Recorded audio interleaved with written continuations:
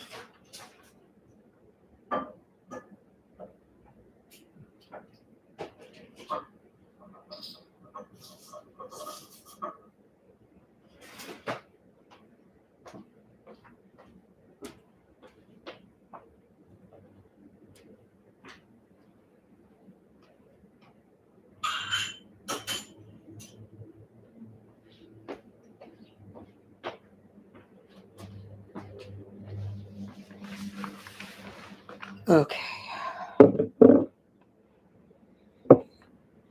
Well, I think it's might just be me and me. So I'll record this and we'll see how it goes. And maybe I will put it up or maybe I won't. We'll see. But I'll oh, hi Tony. Yeah, it's a strange time here in New York, and I thought I might try to share a little bit about what it's actually like, because I don't know if I don't know if people really understand what this is like. I think people have kind of a misconception about what the mandate is actually all about, who it affects and why, and who the people are that are impacted by it. I think there's this sense that the whole thing is um, strictly political or strictly, and I'm not making light of this, strictly about people wanting to. Um, can you hear me okay, by the way? I'm assuming yes. I'm going to assume yes, unless I'm told otherwise. Let's see. Sure. So when the mandate was announced by the mayor, who I need to stress, I mean, because I'm talking about what it's like strictly for me, right? What it's really like for me. Hey, Maxine. And Maxine. This is Maxine. So what it's like for me and Maxine. Cheers. Um, Now, you might know it's actually tough for me to talk about this. I'm actually having a drink. I'm not really a big drinker. And you know, even for me, for most of the time when we were talking about restrictions and what could happen, I'll be honest with you, I never thought in my wildest dreams that we would have a vaccination mandate. Even in the performance art piece that I did, if you guys remember, if you've seen it, I don't talk about vaccinations at all. Um, Vaccinations are actually something that I don't think about very much at all. You know, I've had several vaccinations. I've been, you know, I'm not anti-vax Prior to this, the only vaccine that I was unable to get was the HPV vaccine, and for the same reasons, actually. Um, See, what's different about this for me, and I'm going to talk about this very selfishly. While I fully support and commend and am 100% on board with people whom choose to either get or not get the vaccine, and by the way, please ask me questions if you have any. My situation is a little different because I actually cannot get it at all. I mean, it is a choice that I cannot make. Um, and that's been something that I've actually known since before the mandate. So a lot of my whole experience with this epidemic has been being aware that I would have to look for and find other options than a vaccine in this case, because there would be a large, there would have been, I always knew there would be a pretty large chance that I wouldn't be able to get it. Was I sure? No, but there was a pretty good chance. So I'm going to type into the chat the name of my condition.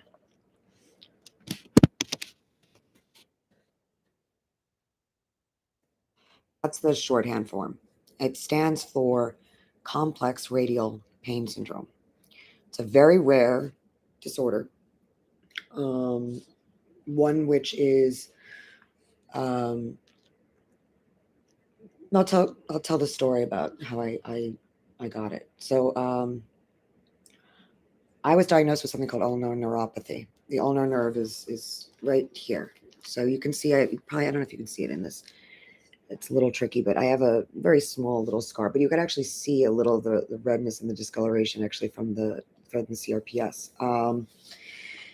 And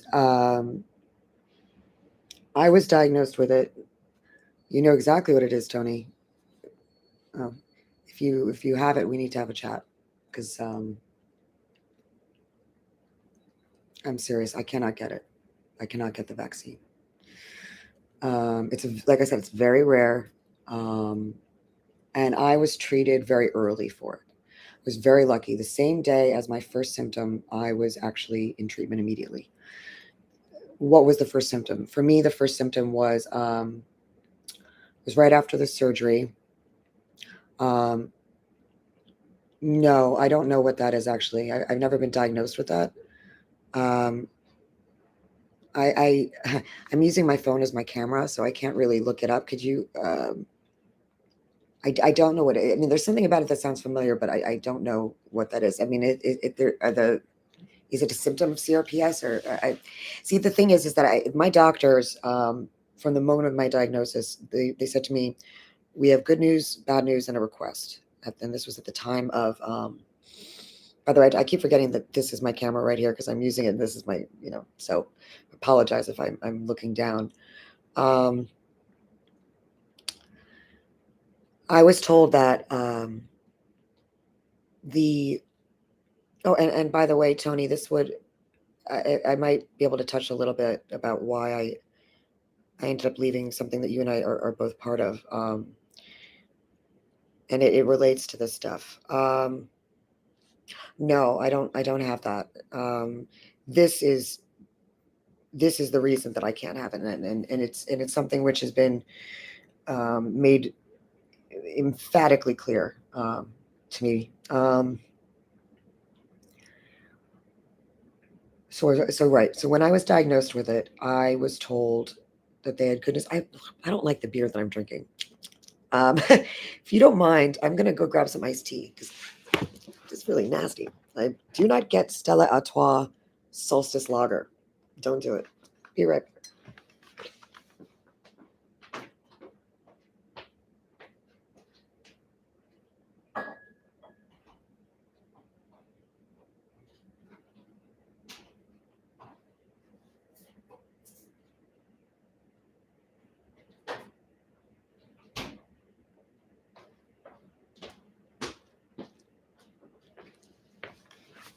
Hi again. Sorry about that. So I was told, and a request, and the request was that I don't look it up until after I was treated. And the reason for that is if you do look it up right now, you'll see, after I was treated, I did. It took about a year a number of nerve blocks, which consist of basically lying back like this, and a needle goes through your neck by the doctor. And I don't know what it is they're doing exactly, but I know that it's not, it's not something every doctor can do, and it's something that's pretty risky. And especially when you're in pain, which CRPS causes a great deal of pain that cannot be treated by any medication. There's no relief at all. Um, the only relief is the treatment that comes from the doctors and occupational therapy, and um, uh, the occupational therapy consisting of learning how to do a series of desensitization therapies.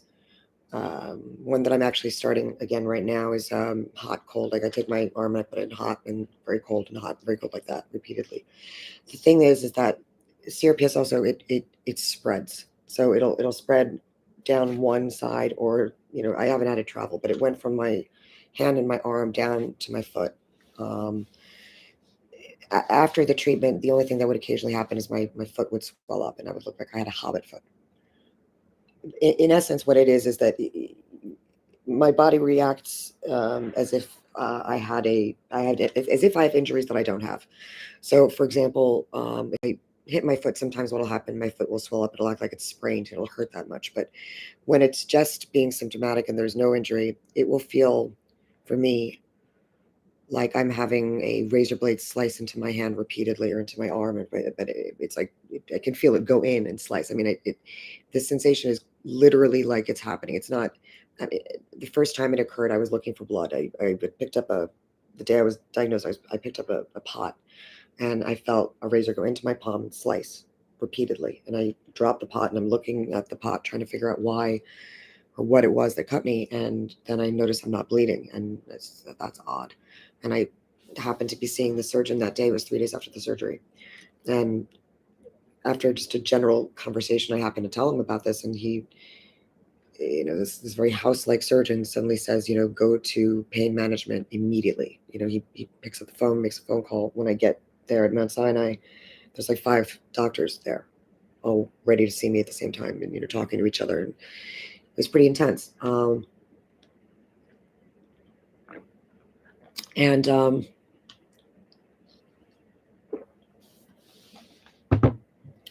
short part of that story is that I ended up getting treatment, experienced what it could be like if the treatment didn't work. Thank God it did. And then I'm in what's called remission, because it doesn't go away. I mean, it's something that I up until recently really believed it was not something that I would ever have to be worried about. I had a great doctor. I didn't think about it every day. It's a very important part of that. And this is something I think that's actually very important to understand when it comes to incredible chronic pain, because if you look at the McGill Pain Index, which is this McGill pain scale, you'll notice CRPS is the highest. There's nothing higher than it. It's worse than an amputation or you know, it's really bad. It hurts a lot. And I get migraines, so for me to say it hurts a lot means a lot. One of the sorry, one of the nicknames for this illness is called the suicide disease. It's called that because of how much it hurts, and that there are patients that after a few years they can't take it anymore, and they either choose to go or they go to Oregon. And the reason I'm getting emotional about that is I don't want any misconceptions here. It's not because I'm anywhere close to that. It's quite the opposite. What is the most awful about this mandate for me, and the most troubling that isn't understood, and there are people that have been incredibly unkind about this, very, very unkind, including Tony. There's somebody in that group that the things that said that have been said to me by some people, but particularly with, I mean, why I left.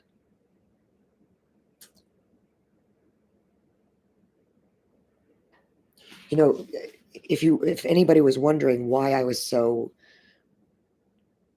passionately talking about liberty and all of these things throughout the pandemic, it wasn't just because I was opposed to the lockdowns, but because I had a maybe my background, I don't know. I had always an awareness that if they decided to do something that to me would have been unthinkable, which is what they've done, I would be in a position that I'm in now. And I have to say that I knew it would be bad, but I didn't know it would be this bad.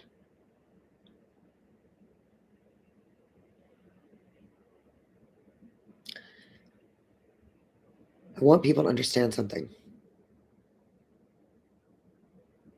This isn't about New York.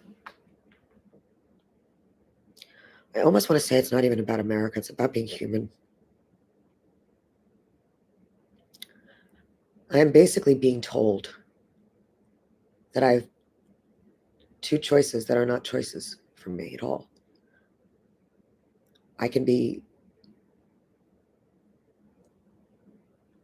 in the position I am now, which is that I'm unwelcome in places that there is no sense in why I'm unwelcome. Places I was welcome just the day before.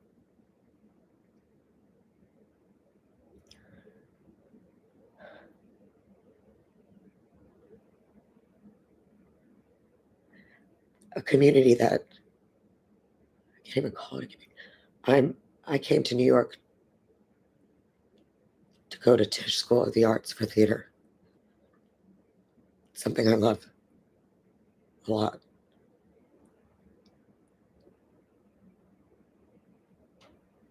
I assume there are people that don't know what that's like.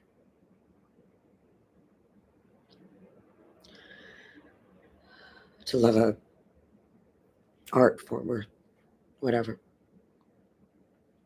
And I can't go to the theater. And there's no logic to it. The science, there is no science that backs that at all. Period. That's just medical Lysenkoism. And that's a really frightening thing. If you go to the uh, the New York City.gov site and you look for key to the city, you'll see that all of their explanations have to do with equity, not health. They talk about dismantling systems. Our mayor is Marxist. That is who he is. That is what he believes. Um, I'm trying to avoid what that would mean to me as somebody who's one might say that for somebody like me and my mother and my family, the idea of this is essentially like having a white supremacist or neo-Nazi in the White House for some other people, or White House, excuse me, in the mayor's office. We never had a Nazi in the White House. That's actually kind of how we ended up here, because me not ever saying that when it would have mattered.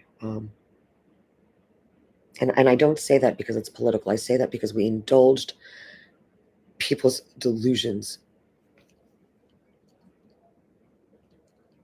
and allowed for witch hunts and creation of bigotry that it's now targeted toward me. And I'm called a parasite. Somebody said that because I'm now considered anti-vax. Someone in that group, Tony, actually, told me that I needed to separate myself, or I could quote exactly from what I had actually been talking about, which was simply just strictly immunity. That's all. Because some people had stated things that were not accurate about what antibodies indicate. And the irony of this is I have to, it's not just because I'm aware of this stuff from my past. I have to pay such close attention to this shit because it's about, it's about my health and I mean, not even that, it's about my life. It's like I'm 43 years old. I thought that once the lockdowns ended, I got myself together. I'd had a plan. You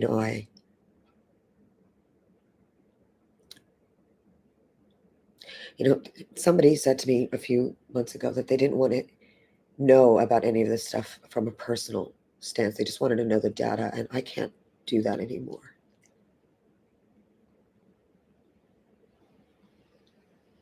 I have to talk about it personally because it's really personal. And that's, I think, the thing that's unbelievable to me is that I'm living in a country that I haven't once had anyone who knows me or I thought did not just say you're an American that's having this happen. They talk about how New York City is unlivable or there's no hope for New York City, as if New York City is this place on a postcard or on TV. Which I get that. I have lived here since I was 18 years old, with all of its problems. I was here through 9/11, which is coming up. The 20th. Lost a friend. Gone through a lot in this city, everything from good to bad. And I've been in love here. I've had a friend murdered here and miss him terribly. Had another friend murdered here and miss them terribly. One on 9/11 and one not. I came here. It was the only school I wanted to go to. It was Tisch. And I got in.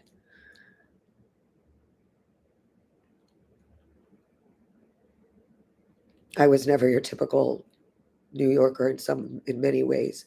And I thought that I had established relationships that weren't partisan, that didn't see us as people who lived in red states and blue states,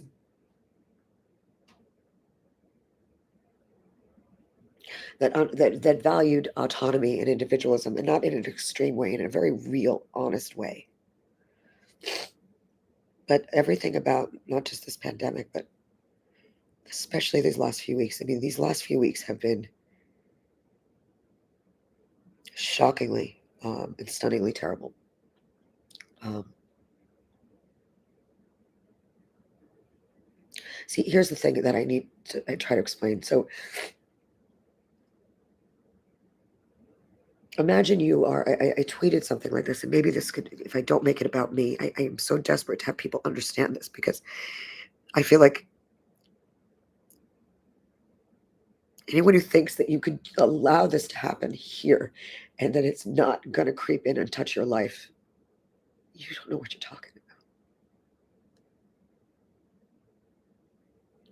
Totalitarianism requires us to participate in it. It's not like authoritarianism. Even, it's not even like with the, it's not like having some people order you and tell you and want your compliance. It's not like that. It's not me against the, it's not us against the man. I mean, it would be us against the man, frankly, if I just was doing this because of my principles alone. I wish I was. I wish it could just be about me not believing that this was right. I can't do it. If I do it, I am risking not just a lot of pain and eventual immobility and short life that's just pain until I until people choose to take their life. I mean, that's what I'm being asked to do. To start thinking about that. And that's the sick part.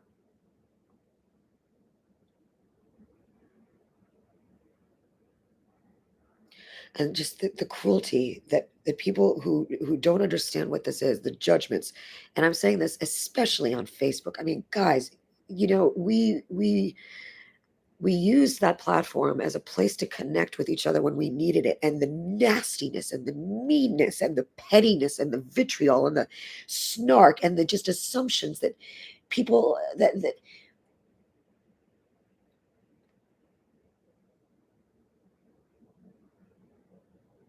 we all have it very bad. But I mean, when I say I've had people that I thought were really intelligent, people who were successful, and this is the scariest part, people with power and when the intelligent and the successful and the people in power and the people with the most capacity to get a message out that's understood and clear and act insane, literally, truly insane. And to the point where they want me to feel insecure. I mean, there's somebody who was saying to me, because I said that I was not anti-vax and that it was not about the lockdowns, and that I was sorry if they felt that I was talking about this stuff too much, but what else could I talk about?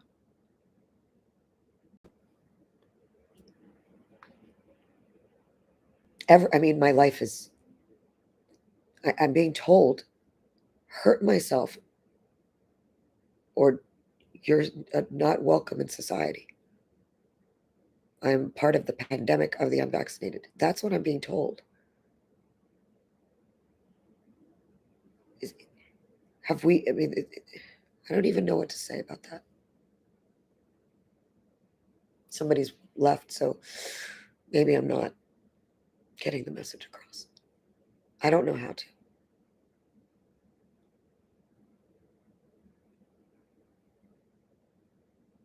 All I know is that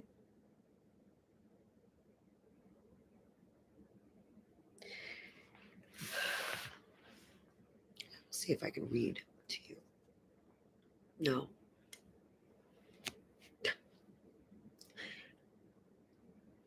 If you don't, I shouldn't even have to.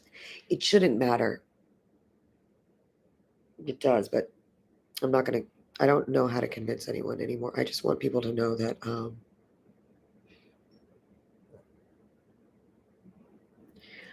I've reached a point where I've had conversations with some people that have been through things before, and I wouldn't be surprised at this point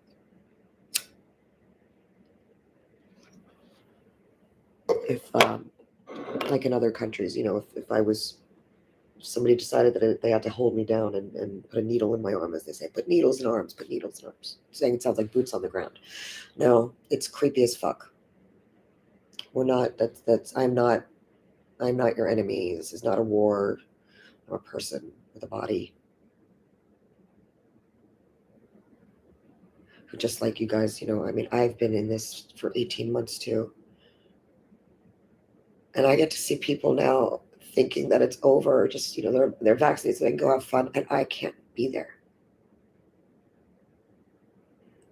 I have not felt anything like this as an adult to this level. I feel like I'm back in fourth grade and that there's a bunch of kids making this thing called the Hoot Club. Hey, why don't you, like, it's bringing back shit that, I'm sorry, somebody said that I should seek help and go get counseling because I stood up for myself when they belittled my position here.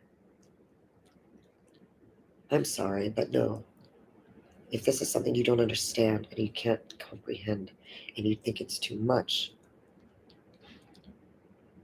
you're the problem. More than de Blasio, literally. Apathy and silence and not wanting to get involved is one thing, but willfully and purposely trying to make me feel shitty about myself while I'm already trying to deal with the fact that the creepy thing about this shit is that I already feel now less than, it's been what, 2 weeks? You start you start to believe it. It's like being with an abusive spouse or boyfriend, and uncannily so. It's emotional abuse is what this is. So nobody needs to put in any effort to make me feel any lower. My city, my friends, my family, everyone but my dog is already doing that for you. Literally. even doctors, not my specialist, thank God, that I have to find a new GP, even. I mean, it is unimaginable. And, I posted a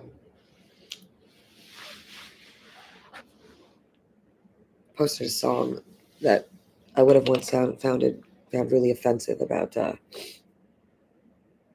because it really bothered someone that I posted this, because it has a verse, they blew up the towers to justify war. I don't really care what your arms are for, is the verse. And they got very angry about that. And I'll tell you, at this moment right now in New York, with the anniversary coming up, I don't give a fuck. I don't give a shit. I really don't. With everything that's happened, all I know is if the memory of that day could be treated so badly, then anything's possible. If I could be treated so badly, then anything's possible. If my mother could be treated so badly, anything's possible. My city, my country. If people who are the most vocal about liberty and patriotism in America and everything she stands for can other me so much that I'm not an American even anymore. And that the only choice that they see as worth respecting is to leave New York. Anything's possible.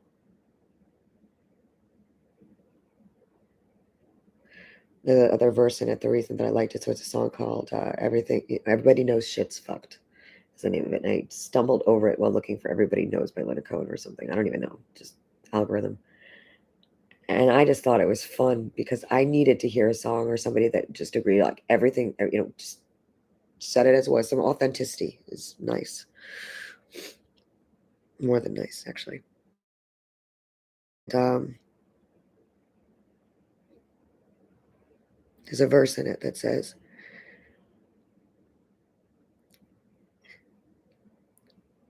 there's a noose in my hand. I don't want it. No, I don't want it. That was the verse that struck me.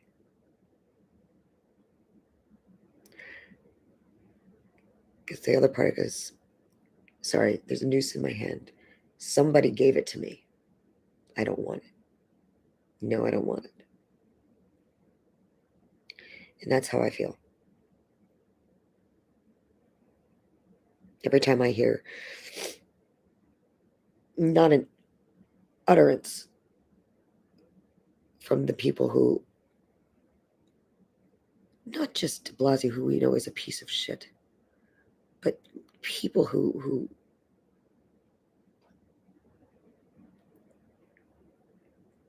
I don't even know how to say this. How can you possibly be talking about an illness, a pandemic, a COVID, and not talk about basics here in health and fall for so much of these things that and I don't want to end up getting banned on YouTube. Just give me a break, people. We know what natural immunity is. We know we're not stupid. We know what herd immunity really is. We're not stupid. We're scared. People are scared, stupid. And people are so scared, stupid now that they're hurting me. And they don't seem to have any intention to stop. And I can't stop it. But I can say, if anybody has a way to help me explain this so that people don't make this about everything other than what it's about, I'd really appreciate the help to do that. I'd like very much to have a lawyer to help me stand up for myself.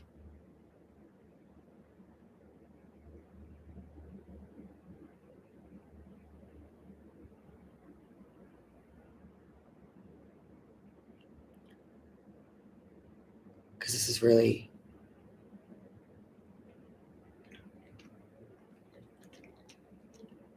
I don't want this to change me any more than it already has. And I know it's already taking most likely away a lot of things.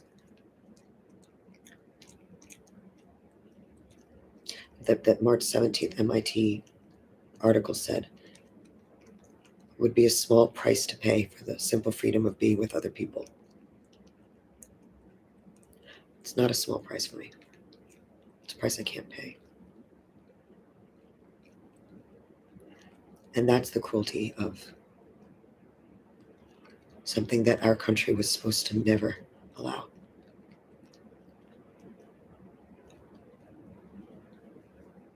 Our principles, our principles should be having everyone appalled by what's going on. There's no, remember, give me liberty or give me death, right? Well,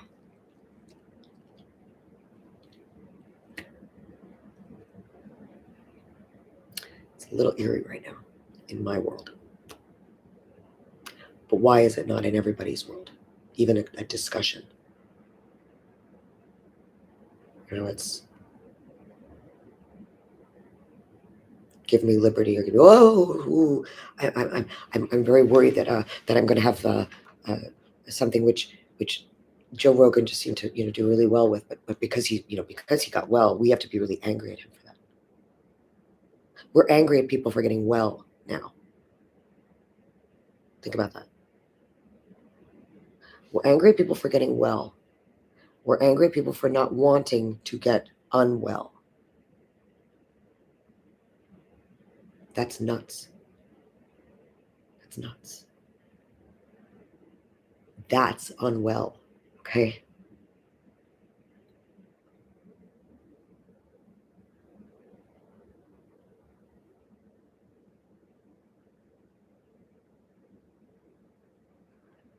So if anybody knows a good lawyer that wants to take something on, and I would take this all the way to the top, help in any way I can, because, ladies,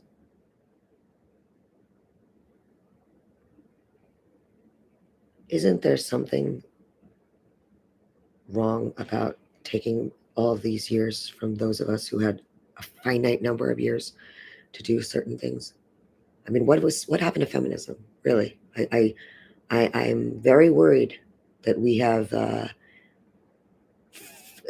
turned even feminism into. I mean, it was. I always knew there was a little bit of something weird about it, but ladies, come on.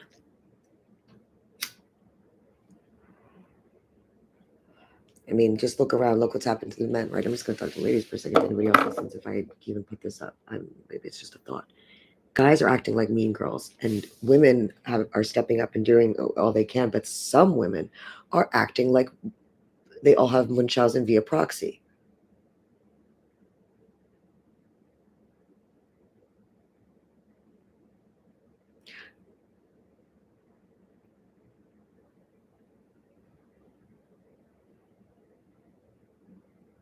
Listen, maybe won't even matter. I'm going to stop talking now. I'm very sad, hurt, scared. Let's see if I can even do this. I assume I'm still able to be seen right now. Yes, okay. I'll share with you all, or whoever's still here, something. So, what was it said? You're clearly suffering. This is what was said to me when I said to someone, after they had told me that I was no longer allowed to talk about, or it was annoying that I was talking about anything related to vaccines, and that if I did, I was creating an environment that fostered and allowed and welcomed anti-vaxxers, which would mean more lockdowns. So I couldn't, anything I said that it didn't even have to do with vaccine, anything in the related world, it turned into another conversation.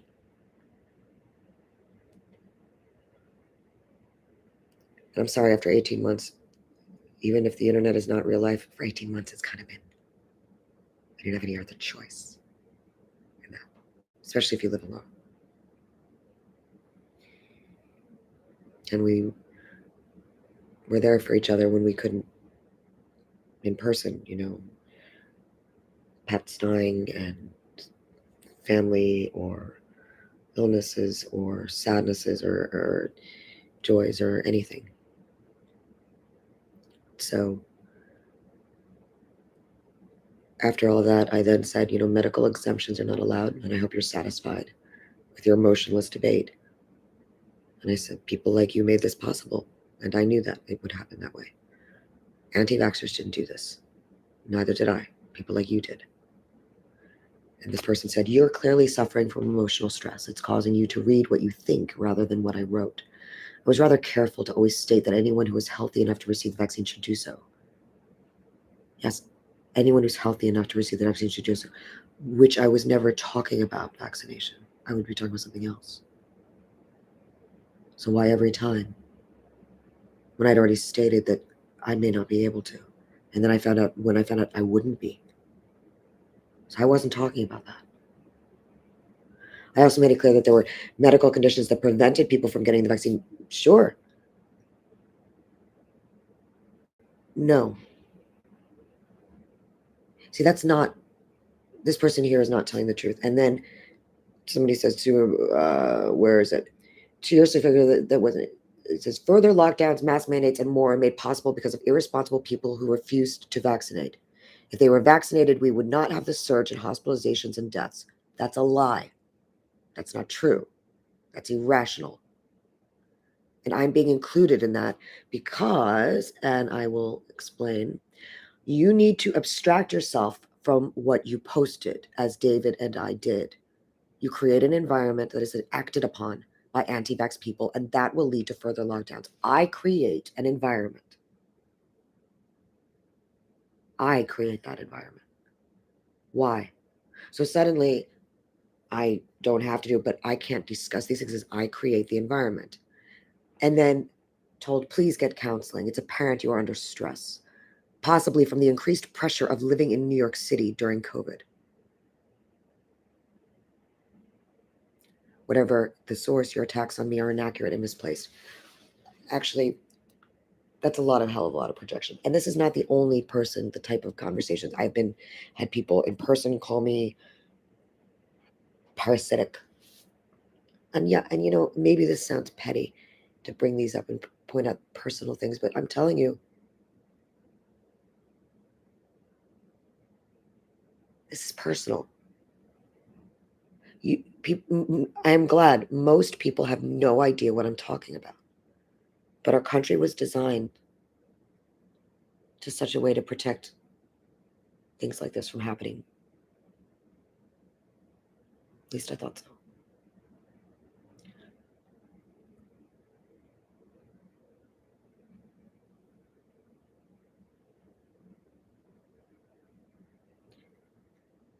I don't want to I don't want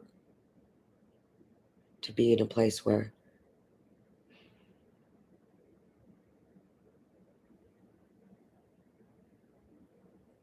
I have to be afraid, or even if I have no chance of spreading anything to anyone. I've had COVID. So I'm not at risk. No one's at risk. But I have to have people have to put on a mask or not put on a mask. I have people because I'm not vaccinated. This is not this is not normal behavior. And we fought against this during HIV/AIDS, and for good reason. And I'm telling you, you may not see it now, but there's a reason we fought against this. It will not. You will not be touched by this, and it's all related.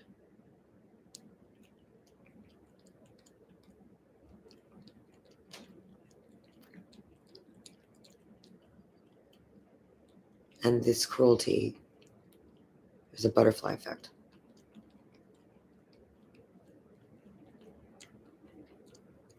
Treated like that, pain I've had, the stress I've had, and yeah, it's been a lot of stress, but how dare that person say that to me?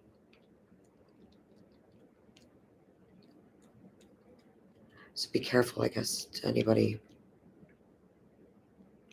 It's rough out there.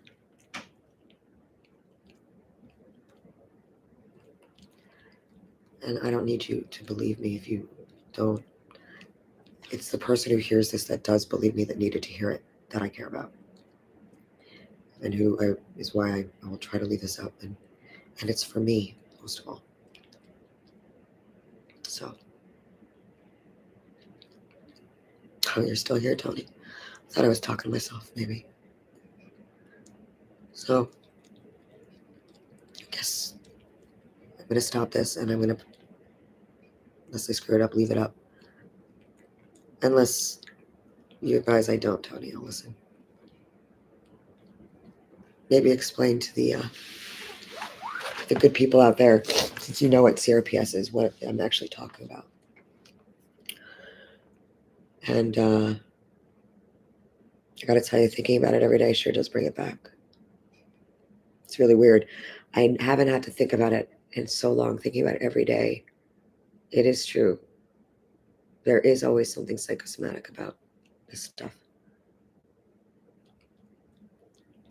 And I really just want my life back. And I know that if we let this happen here, this is America. This is not New York City. This is not the country of New York City. You don't need a visa to come here. But the mandates are about to hit Canada, Ontario. I have a friend in Australia that had a cardiac incident, and